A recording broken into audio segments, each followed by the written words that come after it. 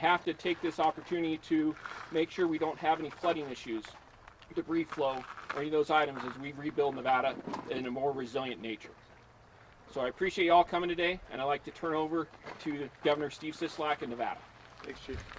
Thanks, Chief. Thank you for joining us here today, and it's a privilege to have Governor Newsom come on over and join me with this press situation today. Before I get into any comments, I want you to all take a picture of the men and women standing over there and the ones standing here. That is the reason that this wasn't more severe than it was, and I cannot begin to thank all of you enough for the work that you're doing. Gavin and I had a chance to talk to them a little bit. They're working 16 on and 8 off, 14 days in a row before they get 2 days off. That's the dedication that they have and the sacrifice that they're making to keep us safe. And while we did have a lot of property damage and 15,000 acres on our side of the border and almost 70,000 on the California side, we didn't lose any life, which is extremely important to us, and they fought valiantly to make sure that that happened. But this just shows you the damage that fires can cause, our wildfires. It's just unbelievable. And when you think about the season is starting earlier, it's going longer than it was in the past. The governor and I were talking, it's almost turned into a 12-month season in terms of fighting these fires. And I know we've been more fortunate on the Nevada side than on the California side. And California should be proud of the work that their governor's done. And I'm here to tell you, he's done an amazing job protecting that state and doing everything we possibly can with very limited resources to save as much as we possibly can. And I'm thankful for having the governor as a partner. I want to reach out to our federal government and say we need some more help. We need more firefighters hired. They got to start paying them more money. I mean, as hard as these folks are working, they deserve to be paid for what they're doing. They're not doing this for the money, I'll guarantee you that. They need to be compensated what they're doing. We need to hire more firefighters, and we need to have a more federally orchestrated, planned response to these fires, because it's not stopping, folks. It's continuing stronger than it was before. And every year it gets more and more intense. And it just shows you the effect that global warming is having on our environment. We need to do more. We need the government's help, the federal government's help in terms of doing more. California is doing a lot. We're doing everything we possibly can on the Nevada side. But thanks to the men and women that have done so much. You look behind me here and you see this twisted steel. I mean, that takes a lot of heat to twist that steel. You've got a house right behind where you folks are standing that went right to the ground. I mean, all that's left is rubble. There's nothing left standing. We need help. We need help on the federal side. We need more people coming in. We need more resources. We need more air support. We need more people more boots on the ground in order to make this a more fair fight in terms of fighting these fires. So thank you for being here and helping us to raise awareness of this season, of the fire season, and the damage that it's done. And with that, I'm honored to turn it over to my friend, the governor of the great state of California, Gavin Newsom. Appreciate it. Thank you, Governor. Thank you, Chief. And it's wonderful to be here with Chief Porter and to our OS Director, Mark Ghilarducci. It's wonderful, more importantly, to be here with your governor, who's been an extraordinary partner for the state of California. Look, this brings us even further closer together. This fire initiated July 4th on the other side of the border in California. Initially, there was a sense that this thing would be under control. It started on federal property.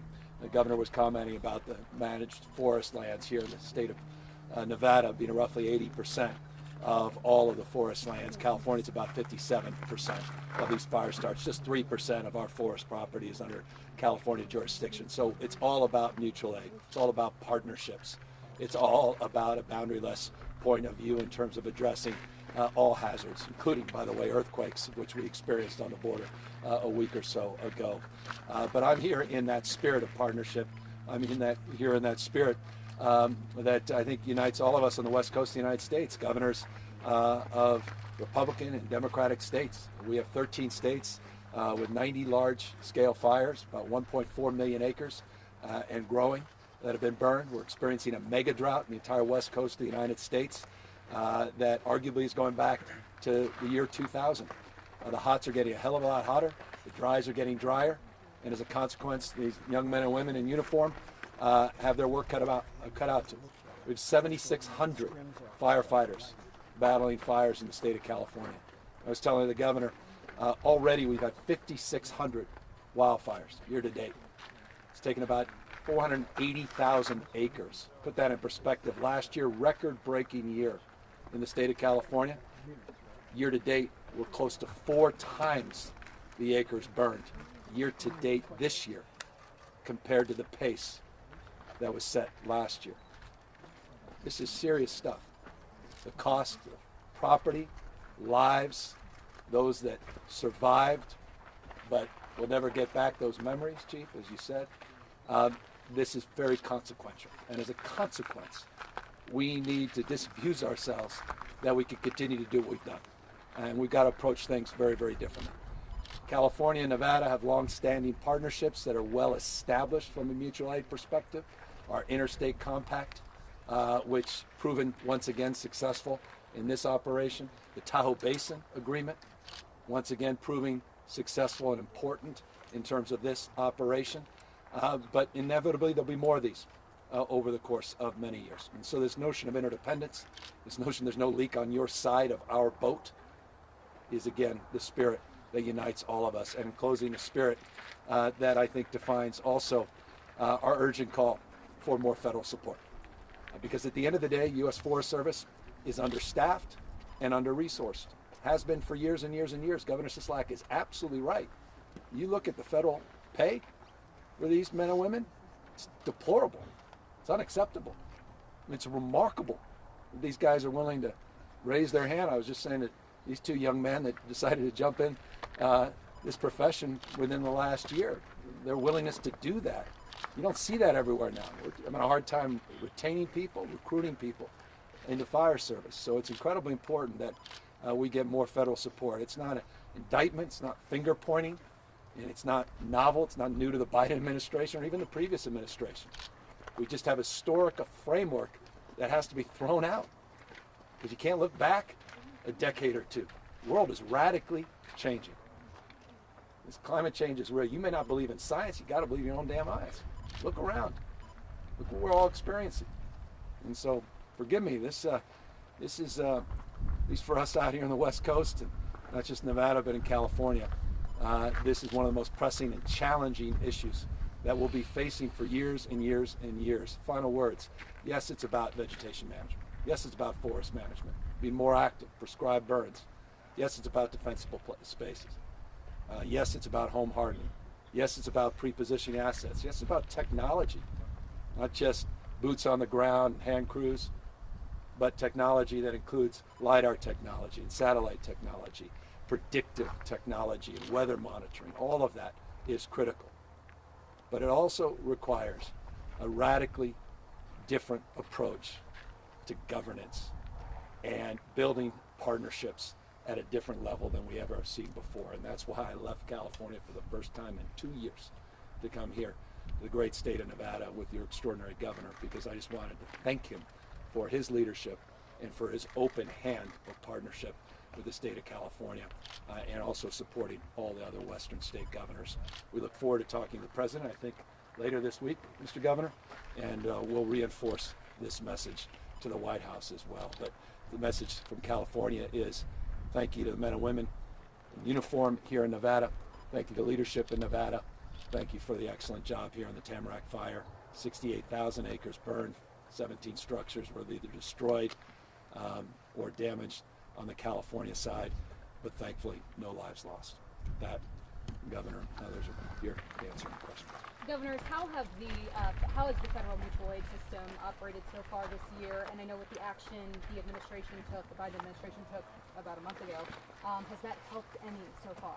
And I'll let Governor Newsom weigh in as well. What they've done is great. They just aren't doing enough of it. And they're not doing enough because we don't have enough resources. I mean, it's a simple mathematical equation. When we've got this many hundreds of thousands of acres of land to protect, we need more bodies, and we need more air support in order to be effective at doing this. So what we've got has been great, and we could not ask more of the men and women that have been out here fighting it, but we need more. We need more resources. Yeah, and look, CAL FIRE is the largest civilian aerial attack force in the world, and it's not enough. And the governor's absolutely right. We need the federal government to procure more VLATs, as we refer to them, these very large fixed-wing airplanes, DC-10s. We need to make sure that we're building our initial attack force with the dexterity that moves beyond just large-scale VLATs to more targeted technologies that can get in at night, not just during the day and with higher winds. We need more active forest management. That's going to require years and years. It's stubborn. Decades of mismanagement, let's be honest. We got to get in there. Got to build partnerships. The state of California just developed an MOU with the federal government. It's not fully funded, though. We have an MOU to commit to doubling active forest management, but we need it funded. And so those are the specific asks the governor and I specifically made at the White House a few weeks ago, and we'll be following up with later this week. We shouldn't have to put our leadership in a position to prioritize these fires, because as the governor said, this one didn't start as that big of a situation. And unfortunately it was prioritized down because they thought it wasn't going to be this bad. If we'd have had enough resources, we could have knocked this one out early and prevented a lot of this damage. On that note, there's been a lot of criticism from residents from Markleeville up there on the Beckworth fire about allowing some of these fires to burn in these smaller communities, rural areas, until they get out of control. What do you have to say to them? Well, I feel, the same way as I said previously about this, we shouldn't have to prioritize. We should have enough resources where we can attack all of them simultaneously. It's easy to play Monday morning quarterback and say, you should have done this, you should have done that. They made the best judgment they could at the time, but they should not be in a position where they have to allocate such very limited resources to such an incredible demand that we have to pick and choose. I couldn't agree more, and I'll just join in the chorus. Look, I'm not here to point fingers. Great reverence and respect for the U.S. Forest Service. We have an incredible partnership with them. But one of the reasons I came here is to understand more about those concerns, which at the moment, based on what I understand, I share. And so we need to be a little bit more aggressive, and we've done that privately, but you can see the governor and I are leaning a little more publicly about just raising the bar of expectation with those partners on those early suppression strategies. You can't walk away, not with this climate, not with this drought, not with these heat index, not with these heat domes over the entire west coast of the U.S. World record-breaking temperature. In the state of California, not the Middle East, world record-breaking temperature, 130 damn degrees in Palm Springs a few weeks ago. You saw what happened up north in Oregon. You saw how many people died. Over a couple hundred people died because of the heat index. I mean, this is life and death, and you can't just fight fires the way we did 20, 30, 40 years ago anymore. Does all this forest destruction change the efficacy of carbon offsets as a climate change mitigation strategy? Well, I don't know if it changes the situation. It clearly clarifies the situation that climate change is real. It's getting, as the governor said, hotter. It's getting drier. I mean, all you need to do is look around. Anybody that's denying it, come on down and look at the house behind you here that's gone. Look at the steel that's twisted. It's real. I mean, we need to do more to get out in front of this. We need to do more. We can't affect the temperature, as quickly as we can affect water consumption. We need to be more resourceful with our water resources. We need to be more, diligent in terms of using them. Because this isn't stopping, as the governor said. It's just getting worse and worse. What he's facing, he's got 4 times what he had last year at this time. I mean, that's unimaginable. In this drought, I was with the new FEMA director last week. One of our critical dams, Folsom, down 26% capacity. We're just in the second year of this new drought. I mean, this is serious. And so, again, forgive the language, but we just have to disabuse ourselves of the way we used to do things. Order of magnitude shift in focus, intention, and intentionality. Prevention strategies, prepositioning of assets, and partnerships at a whole nother scale. But as it relates to low carbon green growth, California will take a backseat to nobody in accelerating our efforts. And we're not going to back away because of situational challenges of wildfires, and we'll continue to decarbonize our economy. And I'm just really proud California's tentpole in our economy and job creation. We're running an $80 billion operating surplus this year. And it's not despite our low carbon policies, it's because of them. And we're very proud of the work we're doing, and we're doubling down. We'll take a couple more for the Govs. Governor, on the subject of water, California has been going through unprecedented growth for decades, but now even more so into areas that had been protected. But we've had very, very few new reservoirs to collect water, which means that the reservoirs that we have are even lower than they should be. Is there any talk or any possibility of breaking through to create some more reservoirs for areas? I cite, for example, up in Auburn, their reservoir was built in the 70s when there were 5,000 people there. Yeah. And now the area is vast. Well, we're looking across the spectrum, all the above, including above ground storage. We have a site, literally sites in Colusa County, that will be the first above ground storage off stream that's been invested in decades in the state of California. We set aside billions of dollars in a bond that was passed a number of years ago specifically for that purpose. But we're also looking at groundwater replenishment, water recycling, stormwater capture. We're looking at conjunctive use strategies. We're looking across the spectrum of efficiencies, and we are mindful of different approaches, including some of the remarkable water recycling strategies in Southern California. Forgive me, toilet to tap technologies that have proven themselves at scale. Desal, brackish desal, not just traditional desal, a part and parcel of the all above strategy. This year I put $5.1 billion of general fund in this state for more climate and water resiliency, safe drinking water, addressing the immediate needs of many water systems in the state that are stressed, that cannot provide because the single source well structures the support with this drought of their constituency. So we're hitting this hard, but I am mindful of water storage. But you can't store with the hydrology that we used to align ourselves with. That hydrology no longer exists. The 50s no longer relevant to the world we're entering into, and that's the most important message I think we need to get across. So with the direct firefight, I know last year COVID presented some obstacles in bringing firefighters in. Has that been an obstacle yet at all this year? Well, COVID's been an obstacle to everything that we're doing in California and Nevada, across the country, but these men and women on both sides of us here aren't worrying right now about COVID. They're putting themselves on the line. They're going out front without regard, to their own personal health, and we thank them for that. And we offer testing, we offer any support we can possibly give them to protect them on the front lines. But this is a separate issue. The fires that we're facing is just, and what the governor said, you can't store water you don't have. I mean, there's not much precipitation coming down right now, so that makes it difficult. As mentioned earlier, a lot of residents were upset by that initial U.S. Forest Service decision to let the fire be. Congressman Tom McClintock asking questions of U.S. Forest Service, and then Assemblyman here in Nevada, Jim Wheeler, sending a letter to Attorney General Ford asking for an investigation into this fire's decision making. Do you think that this is appropriate? Do you think this is a proper use of state time to look into this? I'm looking forward. I'm not looking back. I know the Assemblyman sent a letter, that I've read the letter. I'm looking forward and thankful for the work that we've got, the cooperation, particularly with Governor Newsom and the great state of California, what they've done in terms of helping us. Can you question it? Absolutely. You can question anything. But the fact remains, these folks that are making these decisions should not have to prioritize A over B over C. They should have enough resources to tackle all of these fires simultaneously so we can nip them when they're smaller and they don't get bigger. That would solve our problem. Governor, And forgive me for belaboring this, and it's not even specific to the Tamarack, but across the spectrum, we got a Dixie Fire, 218,000 acres, very active, just 23% contained up in Plumas in Butte counties right now. In every one of our instances, we have an after-action report, and we take it very seriously. We review what worked and what didn't work, and so that is an active investigation, and we encourage in each fire, each incident, we are committed to that understanding. And as it relates to the concerns around the U.S. Forest Service, as it relates to the early decisions they made in this fire, you should expect nothing less as well. And folks, this is going to be the last question. Governor, about the Dixie Fire, this fire was sparked by lightning, but as we know, PG&E may have had something to do with the cause of the largest fire in the state right now, and that is not the first time in that area.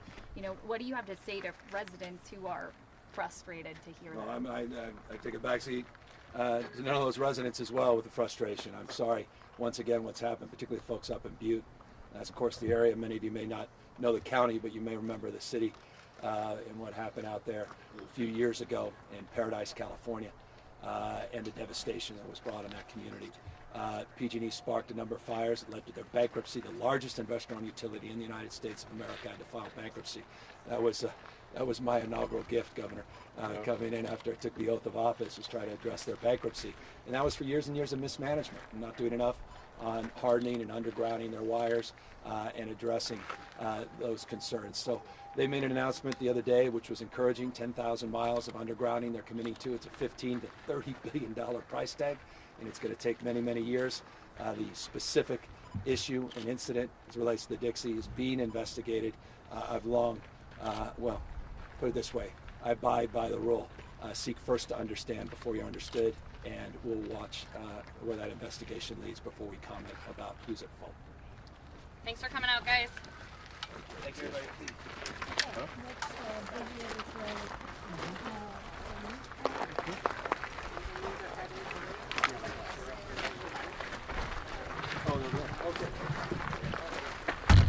Sorry, no problem.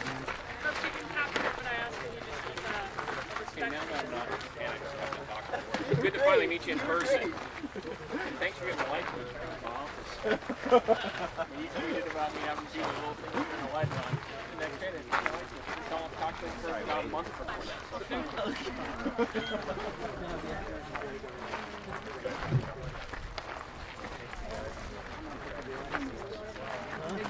Yeah,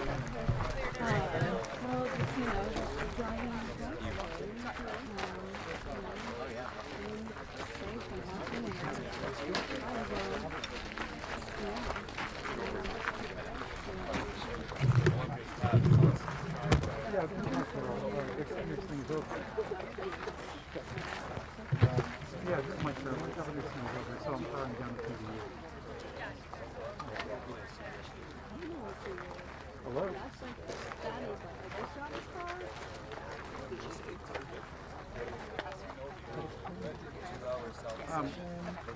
This thing, no, I've got it. I've got it break down. I can turn on a key. Okay. All right. Yeah.